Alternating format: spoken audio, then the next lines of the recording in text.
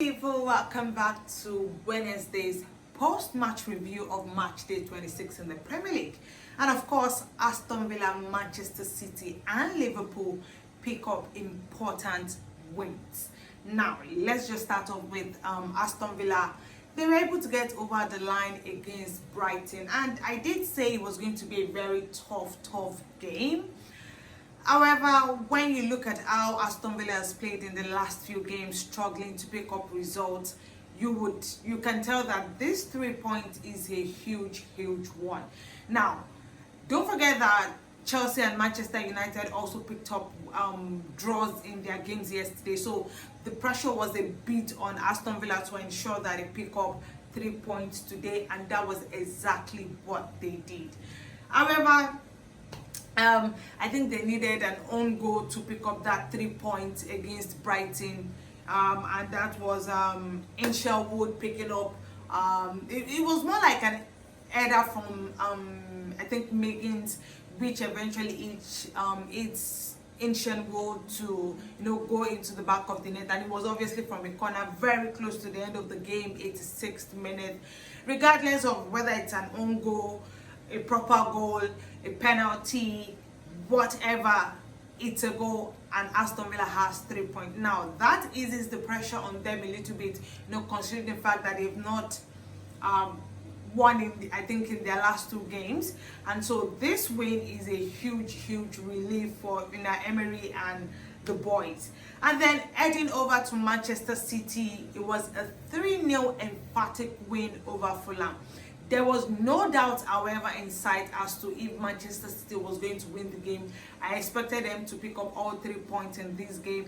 I felt it was probably going to be maybe a 2-0 or 2-1 win, but they did a good one by even getting a clean sheet. However, I must say that even after that first goal, Donnarumma had an amazing save to still keep the game in favor of Man City before O'Reilly got the second goal. But that first goal from Semenyo was top notch. And should I say that Semenyo coming into this Manchester City squad just in this transfer window, and then he scored, I don't know, 3-4 goals in the last how many games that he has played, is amazing. Now, obviously there was no question about how good he is when it comes to goal scoring, when it comes to playing with the team and just being in the game. That is one thing that Semenyo had in Bournemouth. And so coming into even a better quality side like Manchester City, definitely he was going to score goals and have assists. And we've seen him do that since he joined Manchester City. So it's been quite interesting to see how well and quickly he has blended with the squad. And then, as I said, O'Reilly got the second goal. It was a counter-attack, a goal from a counter-attack in that one. And it was quick, it was easy, it was fast, and yes. And then Haaland sealed the win with another goal in the final minutes with Phil Foden getting the assist. I think the fact that Phil Foden is even on somehow in the score sheet, even though in this score for having an assist, I think it's I'll say maybe it's a good one for him. We've not really seen him score or made an assist. I really don't think I can remember the last game he has really had any much of an impact in Man City's game in the last few games that he has either started or even been substituted in. So seeing that Man City were able to get 3 points in this game, I feel it also piles a little bit of pressure again on Arsenal, who are yet to play their game. Theirs is supposed to be tomorrow against Brentford, and that is going to be a very tricky game. But Man City has gotten the job done by winning the 3 points and reducing the point gap between themselves and Arsenal, who are top of the table, to just 3 points. So as I say, the pressure piles back to Arsenal to ensure that they win their game and do that emphatically, so they can't afford to drop points in that game against Brentford tomorrow.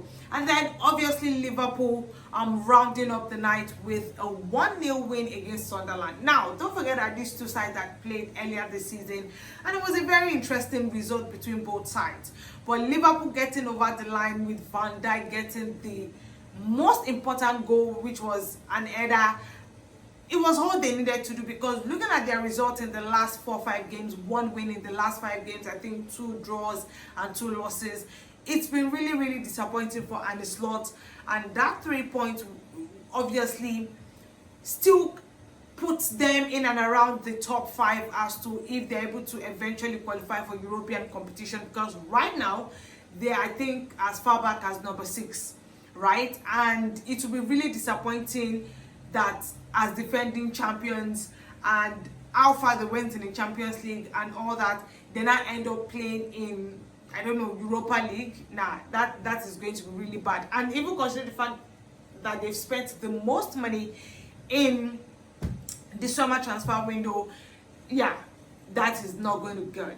It's not good. So definitely that win also puts them back in contention as to still qualifying for Champions League and all that. So it's a good one. As I said, Van Dijk getting the all-important goal.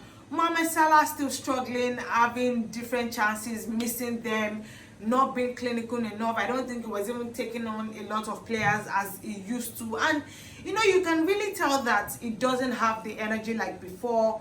That quick counter pace that we see with Mo Salah is no longer there, and definitely it's age, right? And but I feel like Arne Slot still playing him is more like him still trying to believe in him and see what he can do with the squad. So definitely I feel like that win for Liverpool just eases the pressure a little bit on Arne Slot and the team, and ensuring that they are still in and around, you know, finishing in European competition. As I said earlier, the point gap between them and Chelsea and Manchester United, I think it was about 4 points before, and now it has reduced to about maybe 2 points between themselves and Chelsea, and then Manchester United is about 3 points. So definitely, yeah, it's about 3 points between themselves and Manchester United, and 2 between themselves and Chelsea. So they are still in and around that top 4, top 5 spot for the Champions League. However, the likes of Chelsea and Manchester United will really feel disappointed that they didn't get the 3 points in their own respective games yesterday, you know, drawing their games against Leeds and West Ham. But regardless, that 3 point and 2 point gap is still there, so anything can still happen. But really, you must say that when you look at the Premier League table right now, it's getting interesting. That's my thoughts on Wednesday's games of match day 26 of the Premier League. Don't forget to share your thoughts in the comment section. I would definitely be reading and responding. Also ensure to put on your post notification button to get our latest video when they drop. Most importantly, like, share and subscribe. Like, share and subscribe to the channel. The family keeps growing and it's amazing. Thank you so much. I love you guys so much for keep subscribing to the channel. Share with your friends, your colleagues, your enemies, family members, everyone that you love. Let them subscribe to the channel. Okay, thank you so much.